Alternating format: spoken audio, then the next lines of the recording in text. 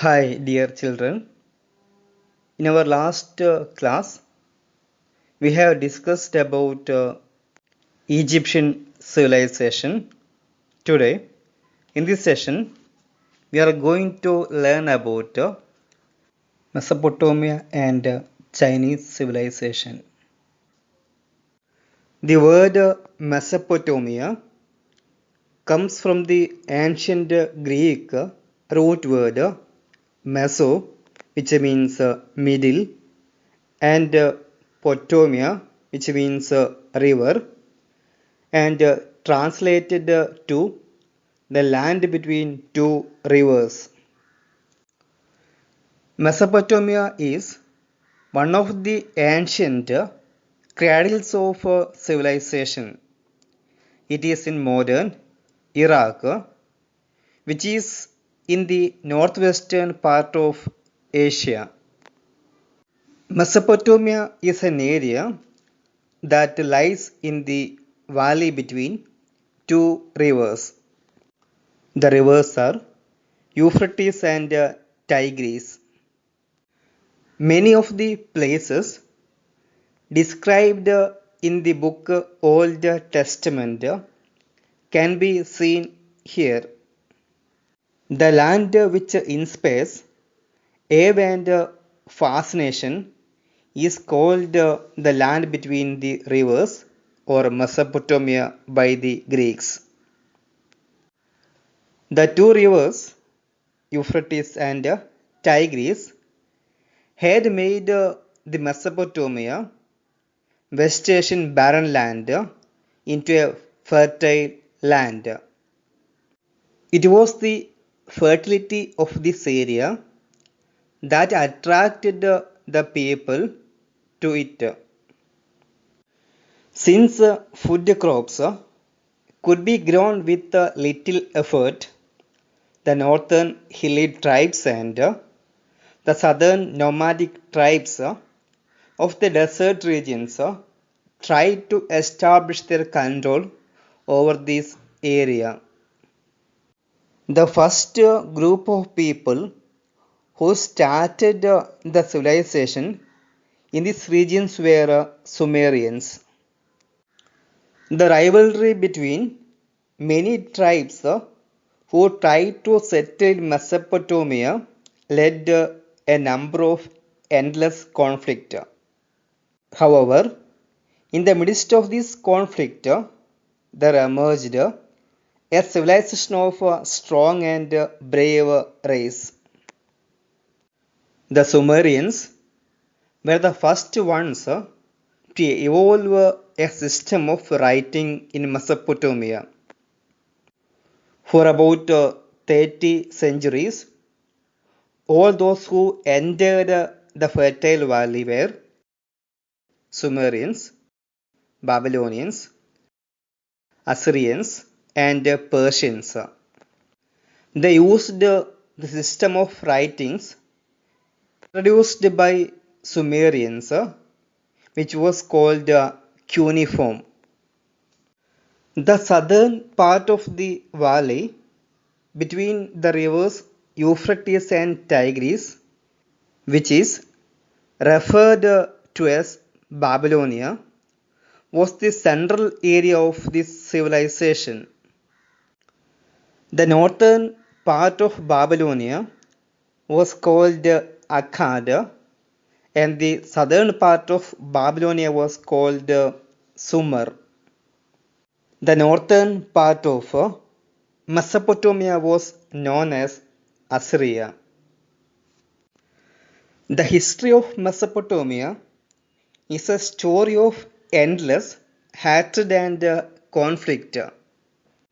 The Sumerians, the hilly tribes from the north, were the first people to arrive in these regions. They used to worship their gods on the top of the hills. In the first, they built their temples on the top of hills. But after coming to the plains, they built artificial hills and established their places of worship on these plains. These temples were called ziggurat. These temples were built with dried bricks, and the towers were used to observe planets and stars. These temples were also served as schools. They did not know how to build stairs and therefore surrounded them with sloping galleries. The Jews called these towers of Babel. Around 4000 BC, the Sumerians had entered Mesopotamia. Later, the Sumerians were overpowered by the Akkadians, one of the tribe who settled in Arabian desert. After 1,000 years, these Akkadians came to be ruled over by the Amorites. The most famous king of the Amorites was Hammurabi. Hammurabi got built a fabulous palace for himself in Babylonia. He framed the courts of justice and made Babylonia to be considered best administered kingdom in the whole of the old world. The main source of the law codes of Hammurabi are the rock edicts found in 1901. Today, this has been kept in the Louvre Museum of Paris. The Hammurabi's law codes enforced the logic of an eye for an eye and a tooth for a tooth. These law codes are one among the most ancient of the codes available to us. These codes were probably written to protect the rights of all the sections of Babylonian society, especially women and slaves. The law codes of Hammurabi was engraved on stone slabs and preserved in the temple at Babylonia. The law code contained 2,851 legal provisions. Many of them are based on the tit for tat principles. Instead of retaliation, the principles of compensation was also embedded in this law code. Loss caused to anybody could be compensated by fine. Even the slaves had the right to property. On fulfilling certain conditions, the slaves had a right to seek freedom.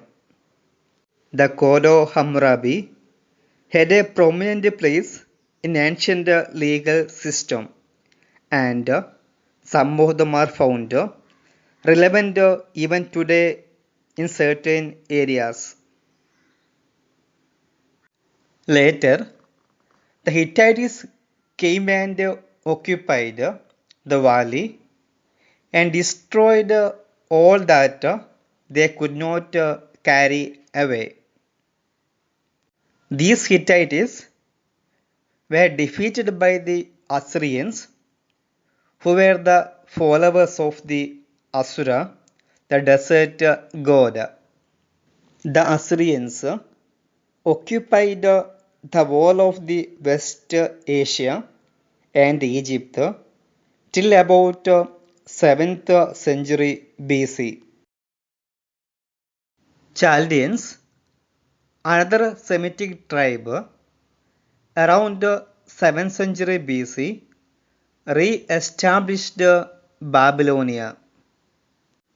Chaldeans developed Babylonia into a prominent capital of that time.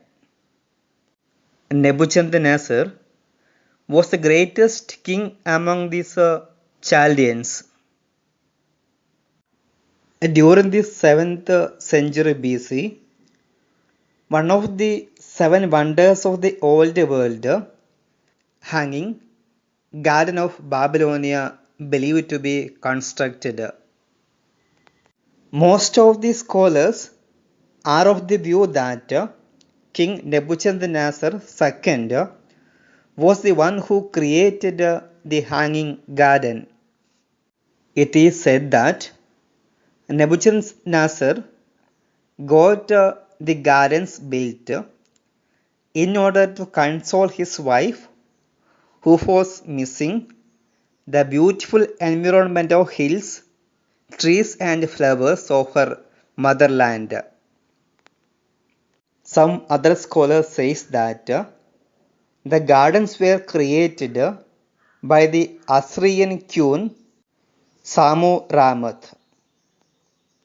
In reality, the gardens did not hang in the air. The trees and bushes were grown at different levels of the ziggurats. When the branches hung at different levels and swayed, they gave the onlooker an impression of being a hanging garden. The Chinese civilization. The Chinese civilization emerged on the bank of river Huanghe.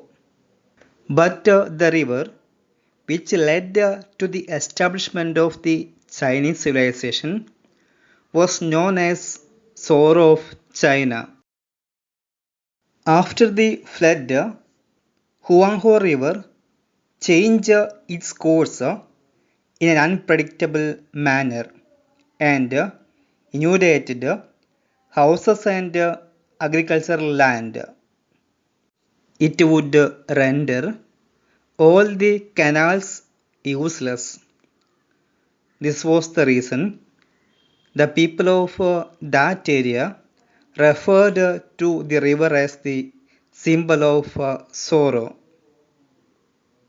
According to archaeological evidences, the first ruling family of the Chinese civilization was the Shang dynasty. The Shang dynasty ruled in the period between the 18th century to 12th century BC. Under the rule of this dynasty, the people of these regions had developed a wonderful culture by the 14th century. The Shang dynasty was overpowered by the neighboring Zhou dynasty. The Zhou dynasty continued the good traditions of the Shang culture and ruled till 250 BC. In the Zhou dynasty, there was a section of officials below the kings. The king allotted portions of the land to the officials. In return for that, the officials supported the king during the battles. In the social stratification, the communities in the next level were the merchants and craftsmen. Apart from them, we can find a great majority of peasants as well. The lowest strata of the social hierarchy were the slaves. The prisoners of war were made slaves by the kings. To check the invasion of Huns, Emperor Qin Shi Huangdi built the Great Wall of China. The construction of the Great Wall began in the 7th century BC and continued till the 16th century. When the work of Great Wall of China completed, it stretched to more than 5,000 kilometers. It is one of the seven wonders of the world. The Shang kings spent quite an amount of time in conquest and battles.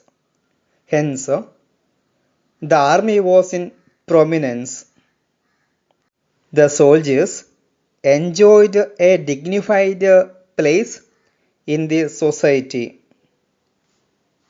Soldiers wore bronze helmets and metal armors. The bronze dagger, axes, bows, and iron tipped arrows which they used have been found. The people of the Shang dynasty depended on agriculture. They had a well organized system of irrigation. They used to grow plenty of rice.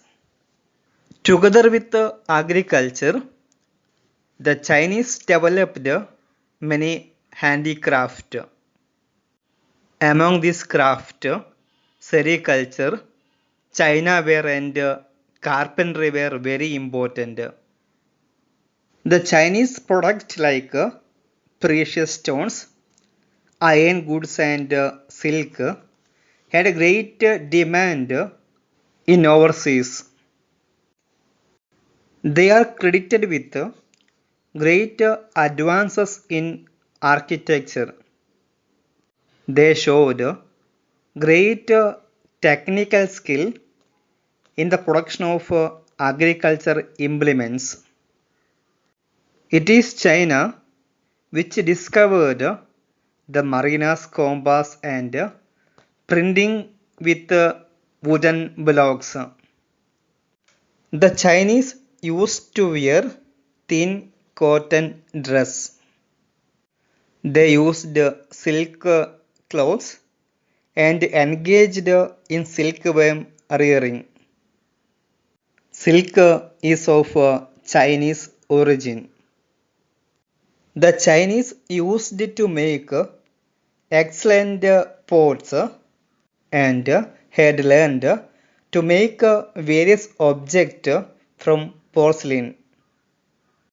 It was a custom of the Chinese to worship their ancestors. They believed that a dead man became a spirit and that the spirit had special powers. The dead body was buried along with various wooden articles, pot, bronze vessels and other objects. The tomb of the kings used to be quite large.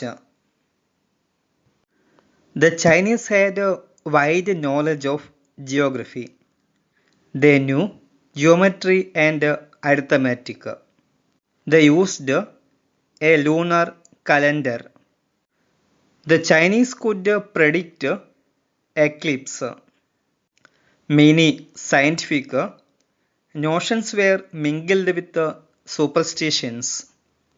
They knew about blood circulations. They had some sort of seismological devices to predict earthquake. The Chinese tradition of writing began with pictures and got transformed into an ideographic script. Their picture writings consisted of complex symbols and was beyond the comprehension of common people. They wrote from the top to downwards. Writers used to write on silk and bamboo slips. Porcelain. Porcelain is a ceramic material made by heating clay type materials to high temperature. It is believed that porcelain originated in China. Semi-porcelain objects were in use from 1600 BC. By the time of the origin of the Han Dynasty, glazed porcelain had been developed. It had developed into an exotic art. The ancient Chinese used to bury their dead along with the porcelain pots, animals and the object loved most during their lives. Porcelain and the Great Wall of China are the exceptional contribution of the Chinese civilization.